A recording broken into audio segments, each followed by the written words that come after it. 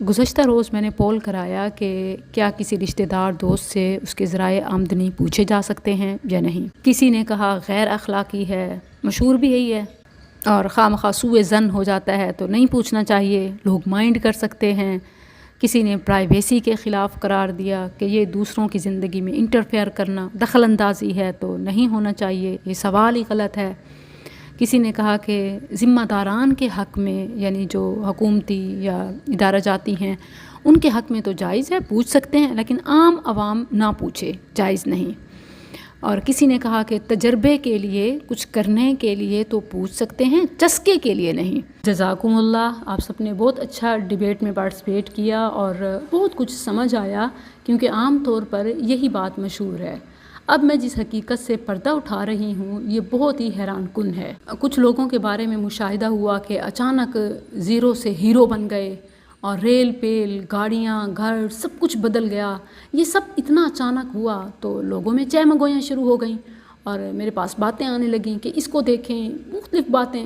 تو چونکہ غیبت سے اعتراض کرتی ہوں اور دوسروں کی زندگی میں زیادہ دلچسپی نہیں رکھتی، تو میں نے حسن ظن رکھتے ہوئے یہی کہا کہ دعا کیجئے اللہ سب کو دے اور ان کے لیے خوش ہوں. یہ بات اتنی سادہ نہیں ہے. ہم اس حسن ظن میں اپنا ہی نقصان کر رہے ہیں. ایز اے نیشن دیکھیں کہ یا سوء ظن ہمیں تباہ کر رہا ہے یا اوور کانفیڈنٹ ہونا، حسن ظن، تحقیق نہ کرنا.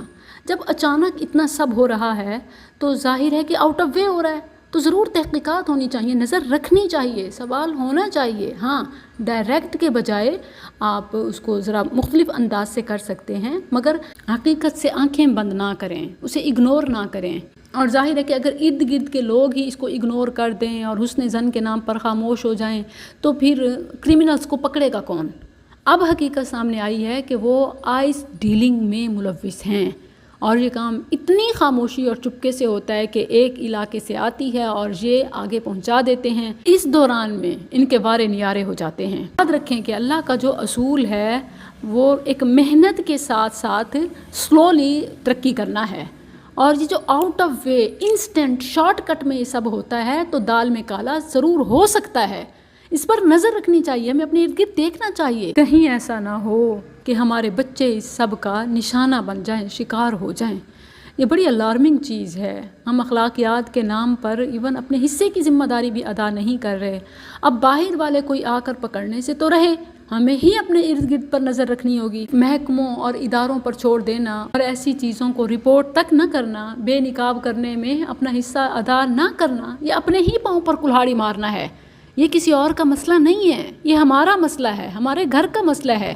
اپنے ارد گرد نظر رکھیں، بالکل خاموش نہ ہو جائیں اخلاقیات کے نام پر اور اسی طرح ذاتیات کے نام پر کہ پرائیویسی ہے، ذاتی زندگی ہے، جو جیسے جیتا ہے جینے دو، کرنے دو، ہمیں اس سے کیا. ہم اپنا دامن بچا کے بیٹھ جائیں تو یہ آگ ہمارے گھروں میں داخل ہو جائے گی. پاکستان میں اس وقت راتوں رات امیر ہونا ایک جنون بن چکا ہے. حلال حرام کی تو تمیز رہی نہیں، مذہب تو مذہب، انسانیت بھی نظر نہیں آتی.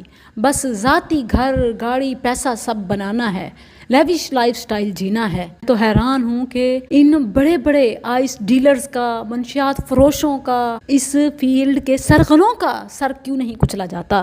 بس رسمی کاروائی ہوتی ہے یا بس اشتہارات کی حد تک زبانی کلامی یہ دعوے ہیں اور انڈر گراؤنڈ یہ سب چل رہا ہے، بلکہ اس حد تک کہ ہمارے تعلیمی ادارے بھی اب محفوظ نہیں ہیں. حالت یہ ہے کہ ایک پبلک ٹرانسپورٹ میں سفر کر رہی تھی، ایک جگہ سٹاپ ہوا، جو بھی مرد حضرات نیچے اترے سوائے ایک دو کے، سب نے ہی اپنا اپنا نشہ شروع کر لیا. کسی کے پاس کوئی الیکٹرک ہے ٹول، تو کسی کے پاس دیسی سگریٹ، تو کسی کے پاس کوئی ویلو منی پاؤچ، پتہ نہیں کیا کچھ آ چکا ہے. خیر اس کو تو نشہ سمجھا ہی نہیں جاتا، اور جو بڑے بڑے نشے ہیں اس میں عوام گھر چکی ہے. اخباروں میں چھپتا ہے، نیوز میں آتا ہے، کلپس وائرل ہو رہے ہوتے ہیں، فلاں آئس ڈیلر اس نے یہ قتل کر دیا، وہ ہو گیا، یہ ہو گیا. جب پتہ ہے آئس ڈیلر ہے تو اس کو گرفتار کیوں نہیں کیا جاتا، اس پر ہاتھ کیوں نہیں ڈالا جاتا. اب میری اور آپ کی ذمہ داری ہے کہ ہم ایسی چیزوں پر گہری نظر رکھیں، کھوج لگائیں، نشاندہی کریں، اس کے روک تھام کے لیے ہر ممکن قدم اٹھائیں.